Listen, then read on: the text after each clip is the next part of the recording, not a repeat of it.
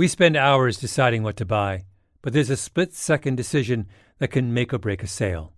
Do you have the trust to hit buy now?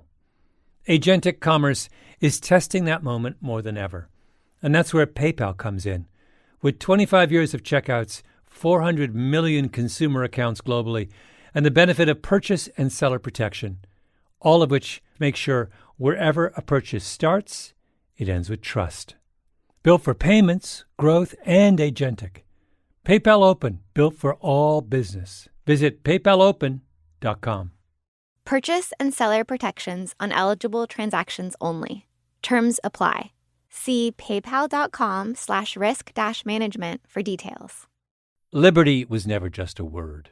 It has guided every American endeavor for the past 250 years.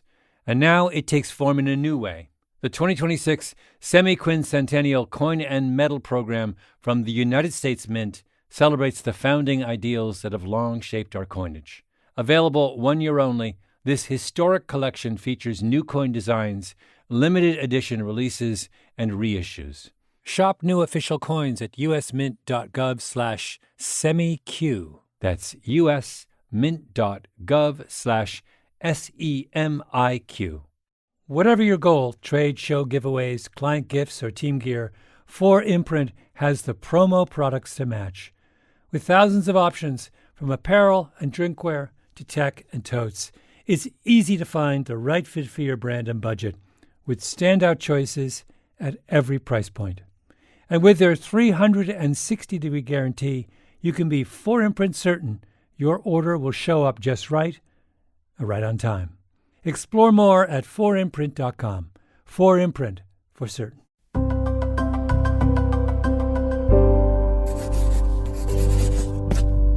Pushkin. Hello, Revisionist History listeners. I'm excited to announce that this season, I'm offering a bunch of perks from my most loyal listeners, the ones who subscribe to Pushkin Plus. For those who just can't get enough, we're giving every episode to our subscribers 1 week early. Plus, we've created mini episodes released weekly, and I'm calling them Tangents. And of course, you'll never hear any ads. Subscribe to Pushkin Plus on the Revisionist History show page in Apple Podcasts or at pushkin.fm.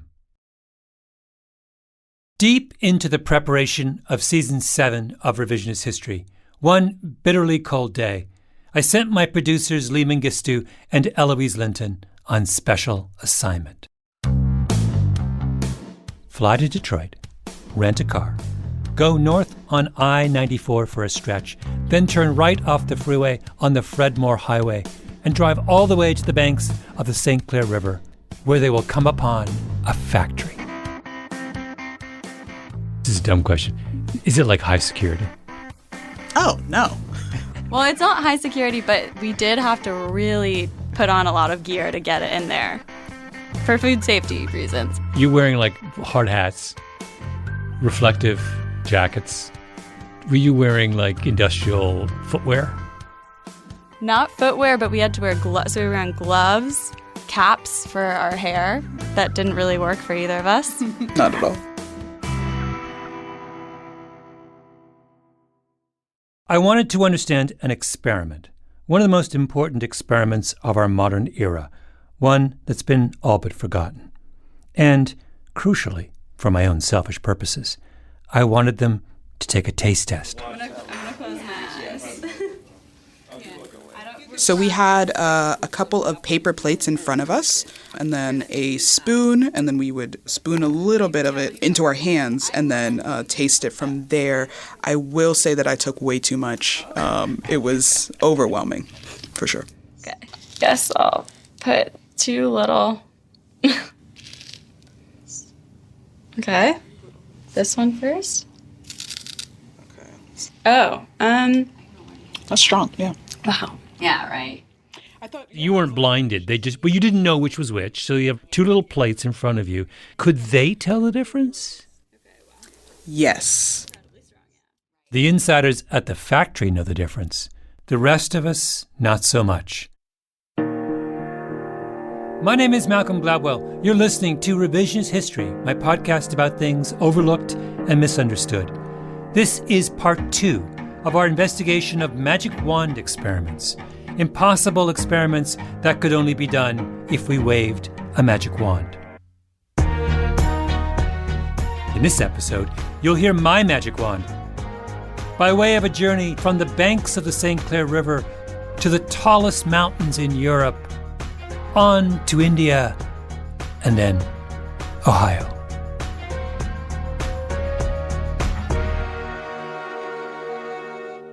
This episode is going to require a fair amount of digression. Patience, grasshopper. We begin our story over a century ago, a time when you could go many places in the world and find some portion of the local population severely disfigured. If I'm walking around a remote village in the Swiss Alps in 1800, what do I see? High up in the Swiss Alps in the mid-1800s, you probably about half the population would have a visible goiter.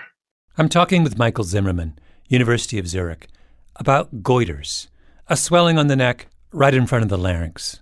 Describe these goiters. How large could they be? Well, in a child, it's about the size of maybe a lemon.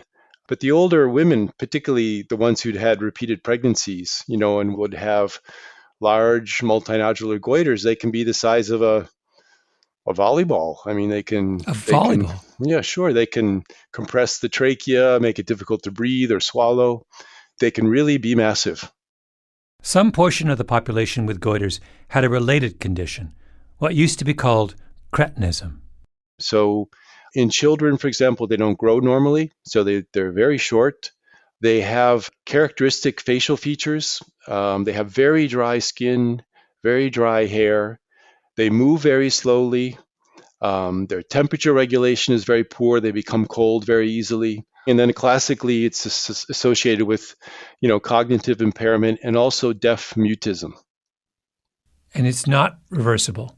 It's not. For the longest time, no one knew the explanation for cretinism or for goiters. It would be one thing if they appeared everywhere. Then you could say, this is just what human beings look like. But this wasn't everywhere. It was confined to very specific regions of the world. It was famous back in the 1800s for British and American tourists to go up in the Swiss Alps, not only to see the beautiful alpine scenery, but also to see goiter and cretinism. Mark Twain, very famous quote, "I've seen the two things I wanted to see in Switzerland, Mount Blanc and the goiter, and now I'm going home." It wasn't until the 19th century that scientists started to figure out what might be the culprit: iodine, or rather, a lack of iodine in the diet. Iodine is a trace element found largely in seawater. There's a lot of iodine in seaweed and in the livers of fish like cod. If you live in a coastal area, you'll get iodine in your diet naturally because the wind and rain blowing off the ocean will deposit iodine in the soil and water. If a cow near the coast drinks water with iodine in it, then that iodine gets into your milk and meat. But go inland, and iodine gets harder to find in nature. Fresh water flushes iodine out of the soil. Worst off are places that used to be covered with glaciers, because when the glaciers were treated, they took topsoil and natural iodine with them. No iodine in the soil, no iodine in plants. No iodine in plants, not enough iodine in the people eating those plants. And when people don't get enough iodine in their diets, their thyroid glands have to work overtime to compensate. So the thyroid becomes huge, like an oversized heart. Think about the Swiss Alps, an inland mountain chain with lots of glaciers, no iodine in the soil. And so people living there have historically been afflicted with goiter. Norway also had a huge goiter problem. So did mountainous parts of China, Russia, and goiter was a problem in the United States, of course, because there are plenty of inland areas in America once home to glaciers.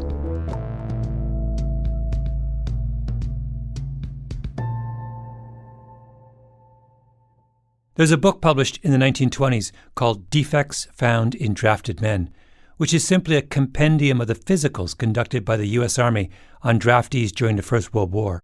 So basically, we're looking at the entire reasonably healthy male population, young male population of the United States gets examined by a doctor, and their health condition is noted in this book. Correct. It must be a massive book. It's a big, thick book, yeah. That's the economist Jim Firer, who published a study based on that data. This is pre-computerized shaded maps showing where some diseases were common and where some weren't. And this led to the discovery of what's known as the goiter belt, which is the place where goiter was endemic, which is the upper Midwest. The goiter belt. Just to give you a sense of the problem. In Houghton County, which is Michigan's Upper Peninsula, 538 young men were brought before the draft board. A third of those draftees showed, quote, a demonstrable enlargement of the thyroid. In some cases, the goiters were so large the men were turned away from the Army because they couldn't button up the collars of their uniforms. Firer estimates the lack of iodine in places like Houghton County caused significant cognitive impairment, as much as a standard deviation in IQ, which is a lot. A standard deviation can be the difference between being able to handle college and not being able to handle college. So what's so weird about this? There is literally a part of the country where people are not as smart in aggregate as other parts. Certainly, they are not as smart as they could have been in the absence of being iodine deficient. Yes, I think that's right. So, you have people in various parts of the world who don't get enough iodine. What do you do about it? Michael Zimmerman says some of the earliest attempts to fix the problem were a disaster. The dose of iodine that they were applying in these initial studies was extremely high, 1,000-fold higher than what was needed to eliminate goiter. And iodine, like any nutrient, is poisonous at high doses. So a lot of people developed hyperthyroidism and actually cardiac arrhythmias and died from excess iodine ingestion. So it was seen kind of as a double-edged sword, and people saw it as a poison as well as a potential remedy. There was an iodine backlash and a lot of confusion.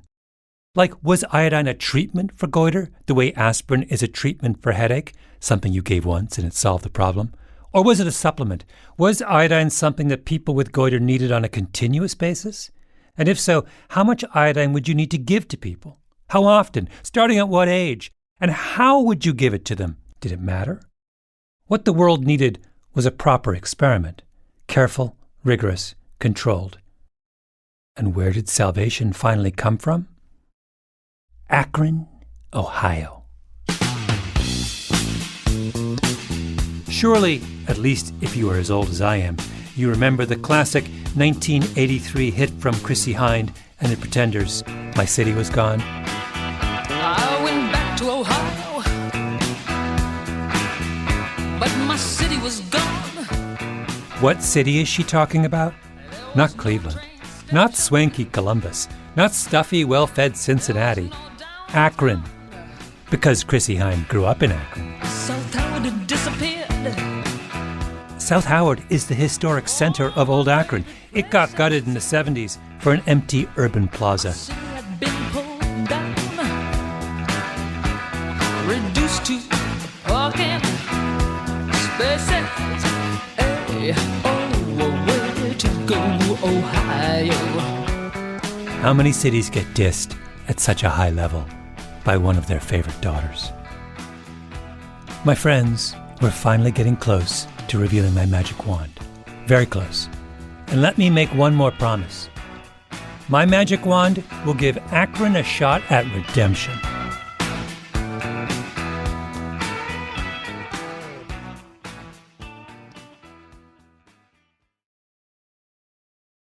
We spend hours researching products online and deciding what to buy, but there's a split-second decision that can make or break a sale.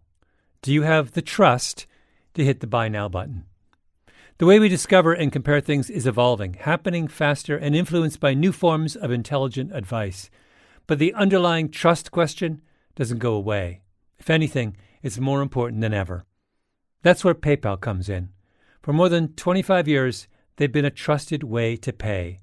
And now PayPal can make the agentic era of commerce work for merchants, letting them maintain control of their brand, their customer relationships, so even as the way we shop changes, the moment that matters most still feels familiar and deeply dependable. Built for payments, growth, and agentic. PayPal Open, built for all business.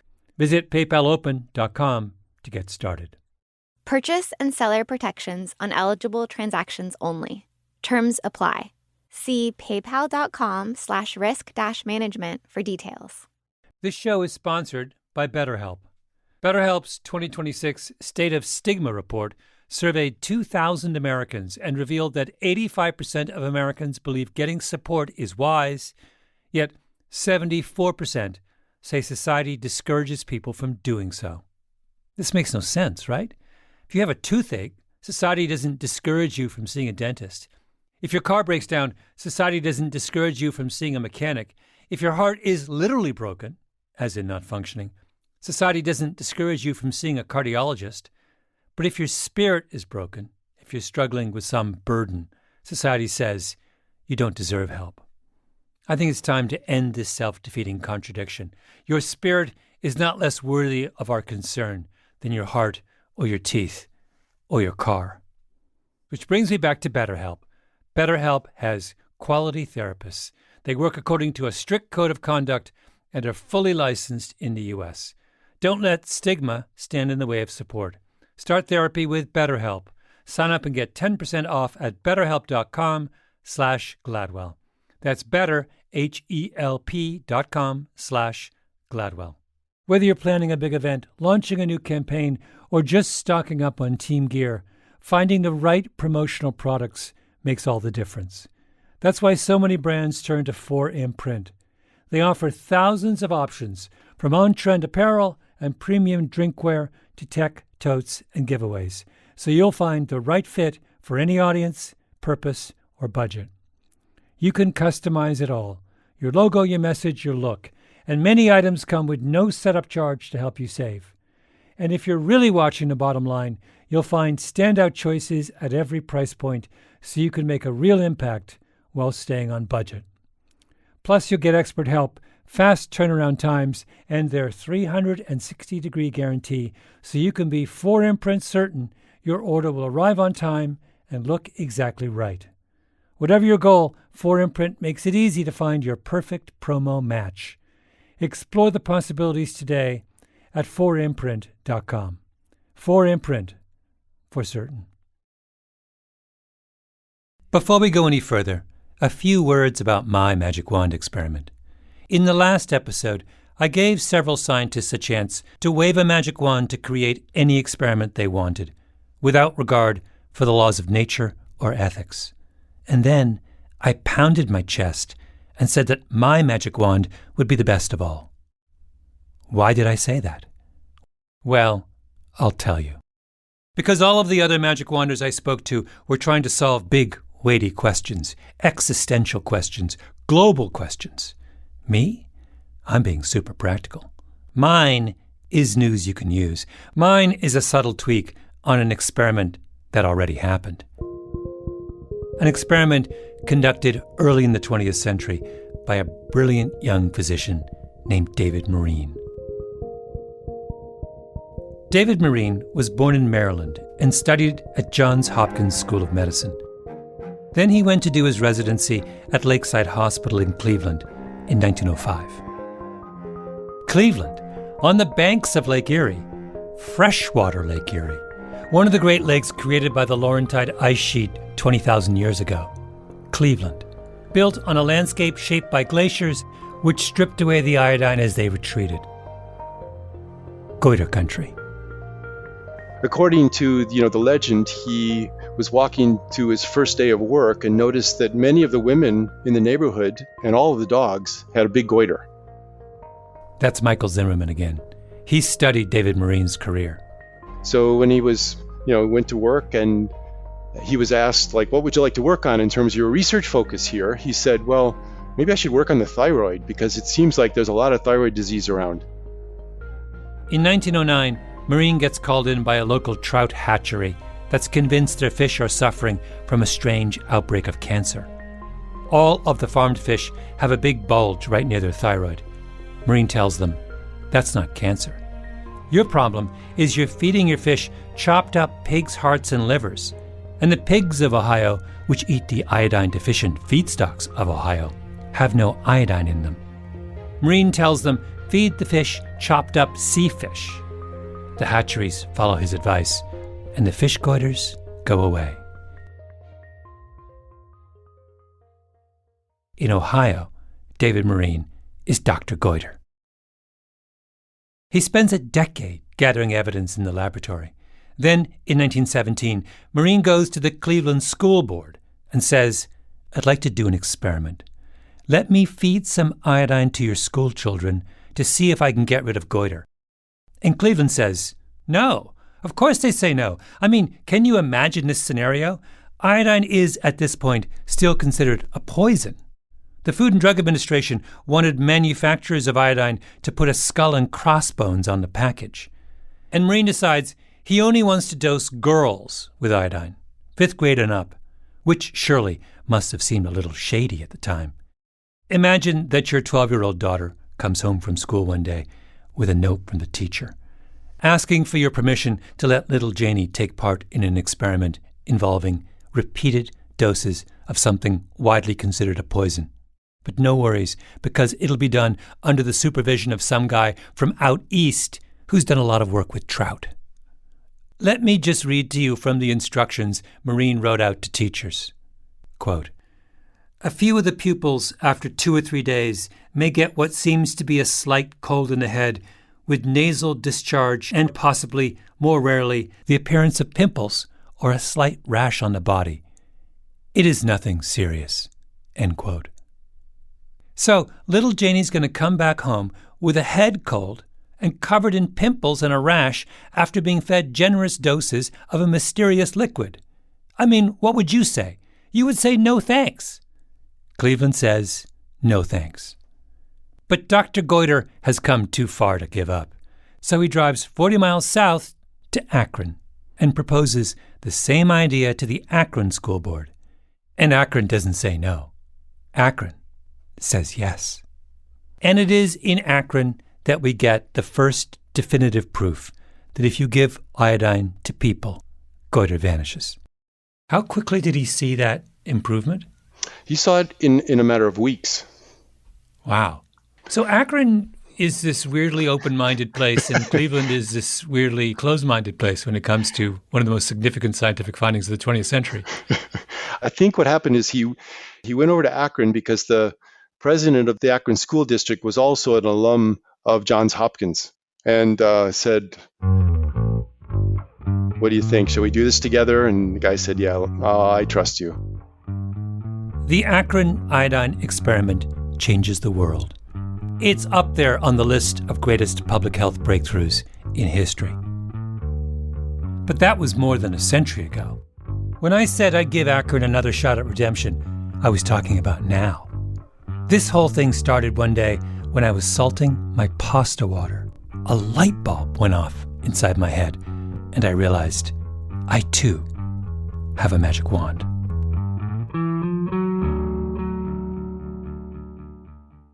First thing I did with my magic wand idea, I called up Sema Sagayer, who runs a data analytics nonprofit called Sergo Ventures. Lots of very smart people using data to solve public health problems.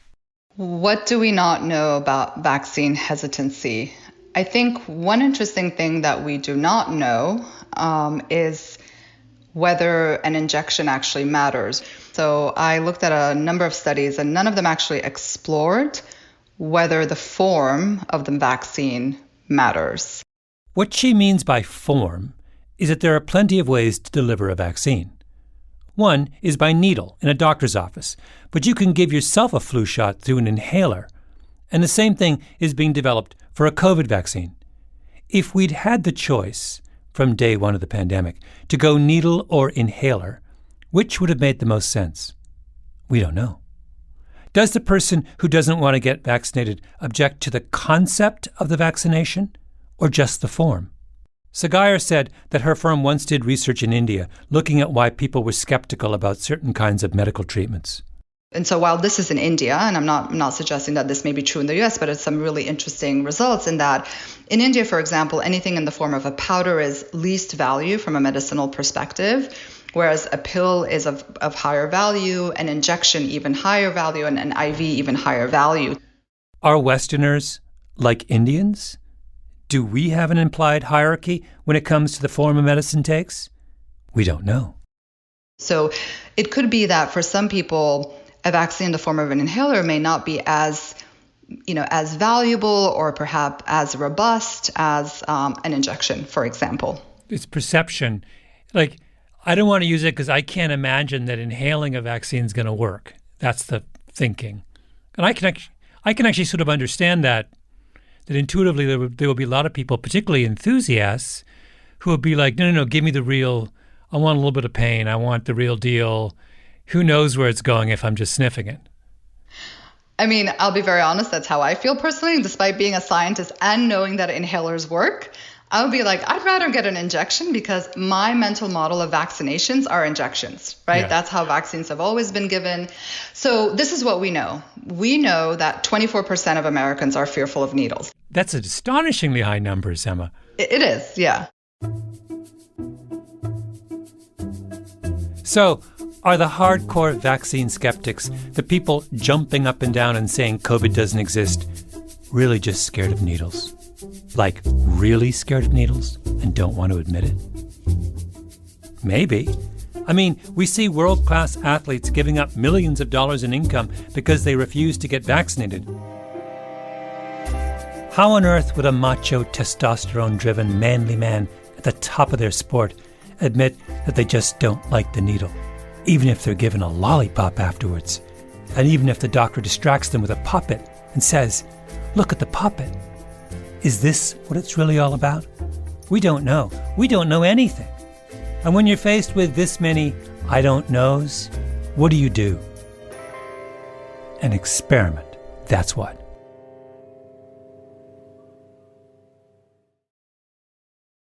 We spend hours researching products online and deciding what to buy, but there's a split-second decision that can make or break a sale. Do you have the trust to hit the buy now button? The way we discover and compare things is evolving, happening faster and influenced by new forms of intelligent advice. But the underlying trust question doesn't go away. If anything, it's more important than ever. That's where PayPal comes in. For more than 25 years, they've been a trusted way to pay. And now PayPal can make the agentic era of commerce work for merchants, letting them maintain control of their brand, their customer relationships. So even as the way we shop changes, the moment that matters most still feels familiar and deeply dependable. Built for payments, growth, and agentic. PayPal Open, built for all business. Visit paypalopen.com to get started. Purchase and seller protections on eligible transactions only. Terms apply. See paypal.com/risk-management for details. Whether you're planning a big event, launching a new campaign, or just stocking up on team gear, finding the right promotional products makes all the difference. That's why so many brands turn to 4imprint. They offer thousands of options, from on-trend apparel and premium drinkware to tech, totes, and giveaways, so you'll find the right fit for any audience, purpose, or budget. You can customize it all: your logo, your message, your look, and many items come with no setup charge to help you save. And if you're really watching the bottom line, you'll find standout choices at every price point so you can make a real impact while staying on budget. Plus, you'll get expert help, fast turnaround times, and their 360-degree guarantee so you can be 4imprint certain your order will arrive on time and look exactly right. Whatever your goal, 4imprint makes it easy to find your perfect promo match. Explore the possibilities today at 4imprint.com. 4imprint, for certain. Liberty was never just a word. It has guided every American endeavor for the past 250 years.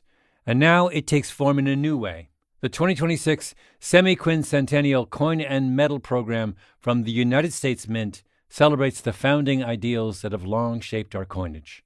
Available 1 year only, this historic collection features new coin designs, limited edition releases and reissues. Shop new official coins at usmint.gov/semiq. That's usmint.gov/SEMIQ. When David Marine did his experiment on the schoolgirls of Akron, he made them drink a little iodine suspended in solution. But that obviously isn't practical if your goal is to give iodine to everyone in Akron on a continuous basis. Besides, there were lots of iodine skeptics around.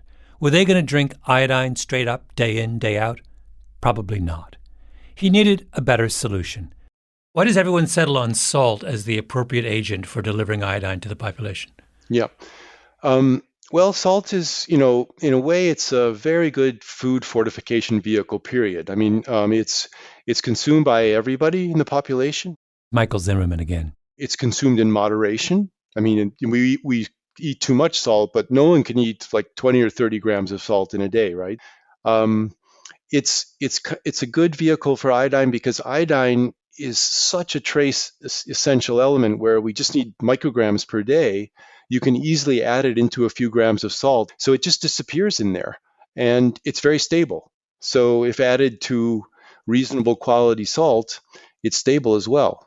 And it's very cheap, right? So most places salt is a very cheap commodity and even the poor can afford it. Marine has a colleague, David Cowie, who starts writing letters to the big salt companies of the Midwest, pitching the iodine idea. I'm desirous of getting in communication with the proper person in your company with whom to take up the question of the iodization of all salt used as food in Michigan. He writes to Morton Salt in Chicago, owned by Mr. Morton. He writes to Diamond Crystal Salt in St. Clair, just up the river from Detroit. Before carrying our work any further, we are anxious to counsel with the salt manufacturers and distributors in Michigan, acquaint them with our plan, give them all the information we have, and get their ideas on the question, particularly as to whether there would be any objection from their viewpoint. It works. And soon enough, every salt company in the country has agreed to add a dash of iodine to their salt. And that's why there's no goiter to speak of in Cleveland or Akron or anywhere else in the goiter belt. Why the IQs of the people in the Upper Peninsula of Michigan are no longer a standard deviation lower than everyone else's. Why the salt you buy in the supermarket today has a label on the bottom, iodized salt. That's why I sent my producers Lee and Eloise to Michigan on a cold winter's day, to the St. Clair facility of the Diamond Crystal Salt Company, the company that said yes to David Cowie and David Marine a century ago, a big, rugged, ancient, iconic factory, shimmering in white dust. Salt. Salt everywhere. A temple of salt. So iodine looks very similar to salt. It looks almost identical to salt. Okay. I had no idea. Lee and Eloise saw the sacks of iodine waiting to be added to mountains of salt. And then they went to a small conference room to answer the crucial question. Is salt the kind of miraculous substance where you can sneak all kinds of stuff into it and no one will be the wiser? Wait, so where did the taste test take place? You're in what kind of room? Just a general meeting room in the back. We had lunch all together. We had burgers and fries. And then we did the taste test after that. And wait, did the fries come salted or did you salt them? It came catered, so neither. They didn't need salt, but there was salt on the table. Of course there was. They were in the bosom of the Diamond Crystal Salt Company, one of the nation's premier salt-making facilities. The entree is going to be perfectly salted.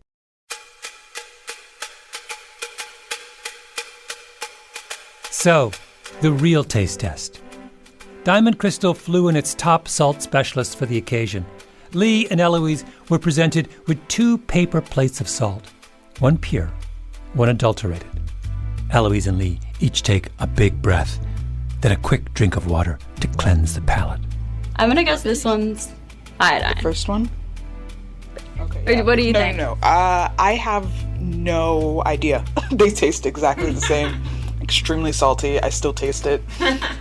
It's extremely salty, both of them. Well, this one looks like it's a different density. and maybe they added more stuff to it. Oh, they're so tiny though. How can you even see what's bigger? But maybe I'd say this looks bigger. Oh, this is smaller. Oh, I need glasses. Yeah. That's what the issue is. So which is which? This one was the iodized. Oh! Got it. They taste exactly the same. Turns out you can put just about whatever you want in salt, and no one's going to notice. I think you can see where I'm going with this. My magic wand. Well, Ma, you know my idea. The reason I called you is that I was curious about putting it in salt, along with iodine. By it, I mean the COVID vaccine. Now, I realize that given the present limits of science, that's an impossibility. We don't know how to make a vaccine so stable that you could stick it in a condiment. Maybe someday, not today. But that's why this is a magic wand experiment. The things that we would love to do but can't because of the laws of nature. But I have explained the rules of the game to Sema Sagayar, and she has agreed to play. I put it in salt, and I call it something different.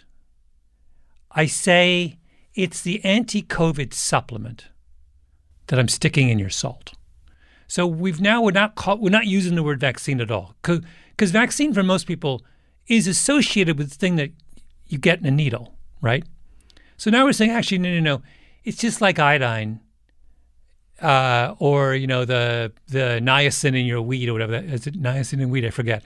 It's a nutritional supplement that we're putting in salt, which we think will help fight COVID. My question is, does moving the COVID vaccine from the vaccine category to the nutritional supplement category help us with the skeptic?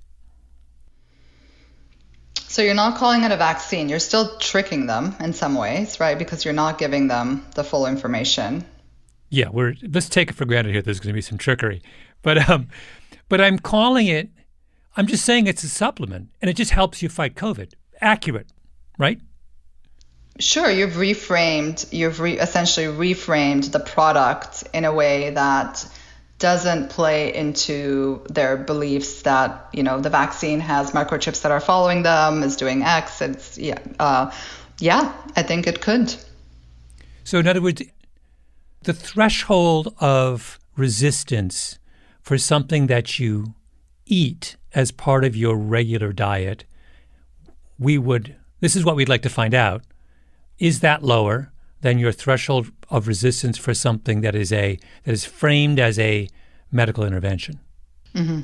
Is there a category of person who is a COVID skeptic whose skepticism would translate as indifference to some kind of intervention? So it's hard to be indifferent about a shot, particularly when you have to go to the doctor, register, wait in line, blah, blah, blah. But maybe it's so easy to be indifferent to, I'm in McDonald's and it's on my fries. So it's like, and if I don't believe COVID exists in the first place, what I would do is roll my eyes at the people who think that by eating fries, they're protecting themselves. But I'm not going to not eat the fries. Right, because I care about the fries. I care about the fries. That's my hope. Listeners may remember one of my favorite all-time revisionist history episodes, Season 2. McDonald's broke my heart. We take fries very seriously here. Fries can change the world. No, it's true. I mean, you don't always have to change someone's belief or their mental model to get them to do a behavior. Yeah. Right. You can make it very easy. You can make the thing that you want them to do an impediment for something they really care about, as you said, like eating the fries. On the other hand, maybe this whole COVID-fighting salt idea might be a bust. Remember the whole brouhaha over fluoride? The powers that be put fluoride in the water supply back in the 1950s as a simple way to fight tooth decay. And some people are still upset about it. To this day, Portland, Oregon refuses to fluoridate its water. Go to Portland. Ask people there how many cavities they have. They would rather sit in a dentist chair, all numbed up, and get drilled for an hour than have the government slip something harmless in their drinking water. To paraphrase the old cliche, the people of Portland will cut off their teeth despite their mouths. There's a scenario where putting the vaccine in salt is every bit as insidious, or maybe even more insidious, than putting it in a vaccine. Right? In the same way that fluoride was considered to be insidious by virtue of the fact that it was ubiquitous, it was unavoidable and everywhere. We're still going to get a skeptic group with the salt. The question is whether the skeptic group with the salt is smaller than the skeptic group with the needle. Or now you get another skeptic on top of the existing skeptic. Yes, this will be like a massive government intervention, right? People who really, don't want the government interfering in their lives. This is that, right? This is like the government now telling me I can't avoid because I have to have the salt with the vaccine. What if the geniuses at Moderna came up with COVID vaccine 2.0, which was so incredibly ingenious that we could just throw it in with the iodine in our table salt? Well, we have no idea whether that would help our struggle to get everyone vaccinated. Hence, my magic wand. Akron versus Cleveland, just like old times. Akron gets COVID salt, Cleveland gets the needle. I'll let Sema wave the magic wand. So tell me what the experiment should look like. Okay, so I would actually have 3 arms of the experiment. So I'd have obviously one arm of the experiment, which is like people have to go and get their needle, the regular today. I would have one arm of the experiment where all the salt that a group of people in this place are consuming actually already has the vaccine, right? They cannot choose. And then I would have another arm where the packages that you call in the supermarket are actually labeled. Some of them have the COVID, what did you call it? It's the anti-COVID supplement. Anti-COVID supplement. So some of the packages would have the anti-COVID supplement and some won't. So you give them a choice, essentially. No choice salt. Choice salt. Needle. That's our magic wand experiment. Cleveland gets it in the arm, Akron gets it in the salt, and someone else has to choose between salts. Let's make that, Toledo. 3 arms. 3 arms. We run the experiment for 6 months. An experiment in how the form of a vaccine affects hesitancy. We kind of know what happens in Cleveland. Most people get their vaccine shots, but there'll still be a big group who don't. But what about Toledo, where you get to choose whether or not you want anti-COVID salt supplement? We don't know. But the bigger unknown is Akron. You can't live in Akron and not get vaccinated unless you systematically remove all salt from your diet. Never eat out. Consume flavorless pasta and soup. Suffer. So do people leave Akron in a panic? Or do they say, I'm an Akronite, inheritor of a grand tradition of using my salt shaker to solve the greater problems of the world. F it, I'm in. In which case, within days, Akron is the shining city on a hill. Masks come off, the hospital's empty, strangers give each other hugs and big sloppy kisses. A convoy of angry long-haul truckers chanting, "My body, my choice," starts out in Cincinnati and heads for Akron, only to turn back in frustration when they stop for lunch in McDonald's in downtown Akron and inadvertently vaccinate themselves.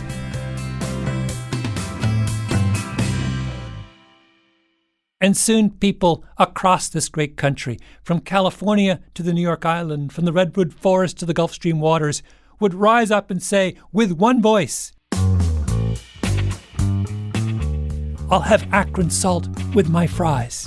Salt that tastes like freedom. I went back to Ohio. All my fears were gone. There were no mask mandates in restaurants downtown. SARS-CoV has disappeared, even from unventilated places. Salt shakers everywhere, reducing hospital cases. Way to go, Ohio. Way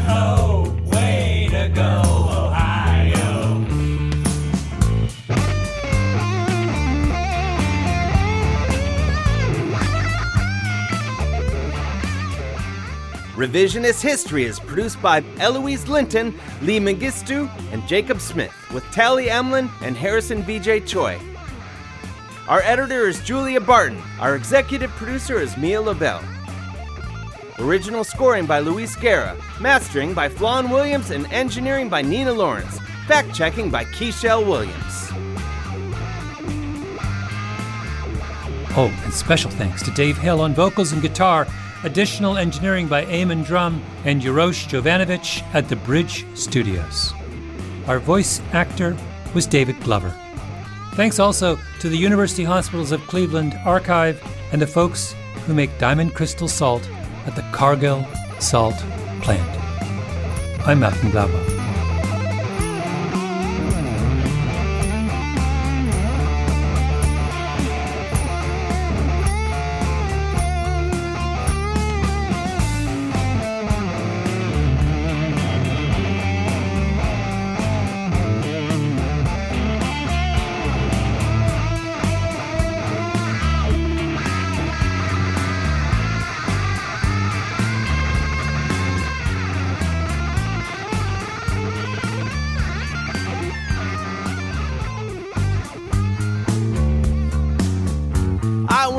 To Ohio, and the goiter was gone. There were no unsightly masses on people's necks downtown. Way to go, Ohio.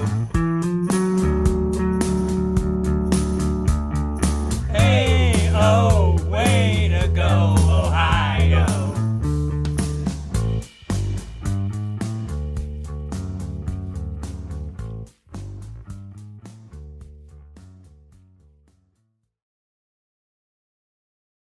We spend hours deciding what to buy, but there's a split-second decision that can make or break a sale. Do you have the trust to hit buy now? Agentic commerce is testing that moment more than ever, and that's where PayPal comes in. With 25 years of checkouts, 400 million consumer accounts globally, and the benefit of purchase and seller protection, all of which make sure wherever a purchase starts, it ends with trust. Built for payments, growth, and agentic. PayPal Open, built for all business. Visit paypalopen.com. Purchase and seller protections on eligible transactions only. Terms apply. See paypal.com/risk-management for details. If you want all of your data in one place, if you want a single home for all of your entities, if you want to spend more time working and less time searching, you need the Intuit ERP.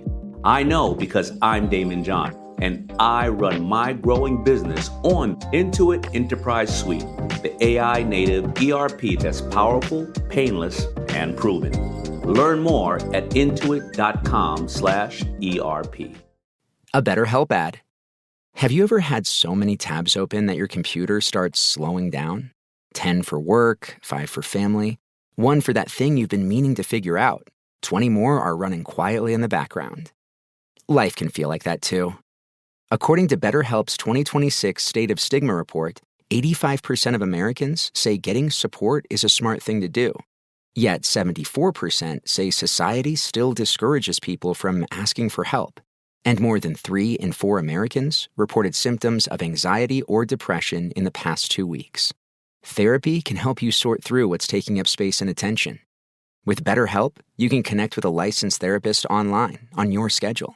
You'll be matched based on your needs, and you can switch therapists anytime. In fact, 69% of BetterHelp users showed meaningful improvement in anxiety and depression. Maybe it's time to close a few tabs. Visit BetterHelp.com. That's better, HELP.com.